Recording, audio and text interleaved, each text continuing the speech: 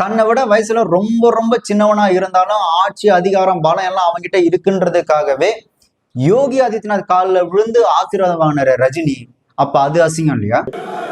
செஞ்சு இந்த காலில் விழுறதுன்னு சொல்றாங்க இல்லையா, அது முதல்ல நாம 3 பேர் காலில் விழணும். உயிர் கொடுத்த கடவுள், இந்த உடம்பை கொடுத்த தாய் தந்தை, அதுக்கப்புறம் பெரியவங்க காலில் விழுந்து ஆசீர்வாதம் வாங்குங்கன்னு சொல்லுவாங்க.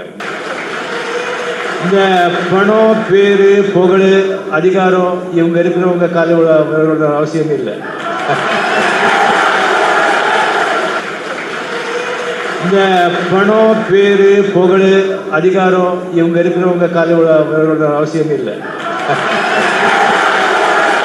சரி, அது ஒரு பக்கம் இருக்கட்டும். இந்த ரஜினியை பார்த்து இவங்க எப்படி சொல்லலாம், ஐயோ எங்க ரத்தம் கொதிக்குது அப்படின்னு சொல்லி ஒரு சில அரசியல் பிரமுகர்களும், அதுக்கப்புறம் ரஜினி ரசிகர்கள், நாங்களாம் பெரிய தமிழ் மக்கள் அப்படின்னு சொல்லிட்டு ரஜினி ரசிகர்களா இருக்காங்களே, அவங்களாட்ட பயங்கரமா கொந்தளிக்கிறீங்களே.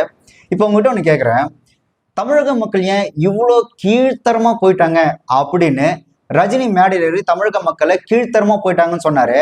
அப்போல்லாம் உங்களுக்கு அசிங்கமா தெரியல? ரஜினி பேசுறது ஒரு மாதிரி அவமானமா தெரியலையா? சில சோஷியல் மீடியாவில், ட்விட்டரில், ஃபேஸ்புக்கில் சில பேர் எழுதும்போது சில திட்டி கஷ்டமாக எழுதும்போது எனக்கு கஷ்டமாக இல்லை. நம்ம தமிழ் மக்கள் ஏன் இவ்வளோ கீழ்த்தரமாக போயிட்டாங்க, வார்த்தைகளை யூஸ் பண்ணுறது. இதே ரஜினி இன்னொரு மேடையில தமிழக மக்களுக்கு இந்த அறிவே இல்லை, அவங்களுக்கு அறிவு இல்லாம தான் இன்ன வரையும் ஓட்டு போட்டுட்டு இருக்காங்க அப்படின்னு சொல்லி பேசினாரு.